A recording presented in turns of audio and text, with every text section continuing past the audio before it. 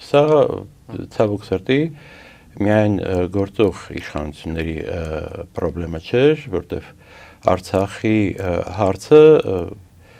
մեծ հաշվով բանակցային սեղանի շուրջ տարի նահանջելու իրավիճակ էր ստեղծել հայկական բանակցողների համար, որտեղ թիմերից ոչ մեկը տարածքային խնդիրը չկարողացավ հավուր պատշաճի ձևակերպել եւ մատուցել եւ Արցախի տարածքի 2/3-ը մեր կառավարիչները դիտարկել են որպես անվտանգության գոտի, որը հանձնման ենթակա է։ Սրան դեռ անդրադառնանք։ Այսինքն սա բարդ խնդիր է, ես չեմ ուզում մենք բարձունակ մոտեցումներով մեղավորին նշանակենք, տանենք պատիլակ գնդակարեն։ Գուցե պետք է գնդակարել, բայց դրա համար պետք են այնպիսի հիմնավորումներ, որոնք